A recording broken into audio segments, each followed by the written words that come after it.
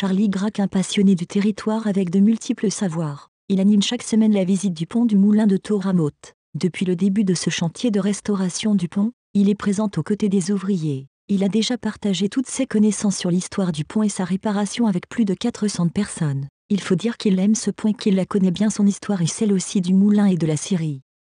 Le dimanche 17 septembre, pendant les Journées européennes du patrimoine, il proposait une rencontre d'1 heure pour tout connaître sur le pont du Moulin et son histoire. Une vingtaine de personnes étaient présentes et captivées par toute la passion, le savoir de Charlie. À l'entrée du chantier, on peut trouver un panneau de photos de l'évolution du chantier et une maquette de l'arche.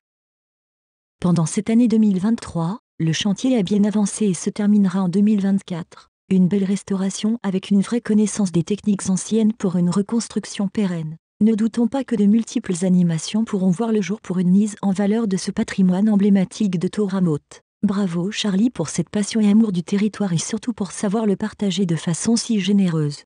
Qui se trouve à Toramote, c'est l'ancien chemin qui partait de la Basse-Provence, c'est un chemin royal qui venait jusqu'à Colmar qui était frontière. De ce pont, au bout du pont, on allait à Hongre, sur la rive gauche, Villaricier et Colmar. On prenait le vallon de Serpegé, on montait à la Colle Saint-Michel, Peyresque, à Note. À Note, on redescendait sur Argenton. D'Argenton, on prenait la voie romaine, et cette voie romaine, elle passe derrière toutes ces montagnes, et c'est la route qui menait à Barcelonnette à ce moment-là. Ce pont, pendant 200 ans, il a été très utile. En 1883, le Verdon avait déjà emporté la partie qui va à Hongre, et il n'était plus en état de fonctionner, enfin pas de fonctionner, petit à petit il se dégradait, on ne pouvait plus passer. La route elle a été faite de l'autre côté, pour pouvoir justement éviter ce passage. C'est un pont qui est magnifique, il a été construit sous Louis XIV. Comme je dis, le maçon qui a construit ce pont vient de Colmar, Colmar-les-Alpes, il s'appelait Eustache-Van. Pour moi ce n'est pas un maçon, c'est un architecte, c'est un artiste, c'est le Léonard de Vinci des ponts. Il a fait un travail qui est magnifique. Quand on regarde de près ce pont, il est élégant, il est élancé, il est fin, il est agréable à l'œil. Quand on voit la finesse de la construction, quand on voit l'arche qu'il a faite, cette grande arche qu'il a faite au départ, ce pont, il devait avoir qu'une arche. C'était l'architecte Jean Jombert d'Aix-en-Provence qui a dit il faut qu'il y ait qu'une arche, en plein cintre. Il y a 51 mètres d'un côté à l'autre, à l'arche en plein cintre, il aurait fallu des échelles pour monter. Le maçon, en contradiction avec l'architecte, il a fait la petite arche. Et cette petite arche, elle a sauvé le pont. Ce maçon, il connaissait très bien les crues du Verdon. Il habitait là. Il savait qu'il y avait des hivers, la fonte des neiges, c'était vraiment très important. Il y avait des crues abominables, des orages qui dévastaient tout. Le reboisement, il n'y avait pas de reboisement. Quand il pleuvait, ça ravinait de partout.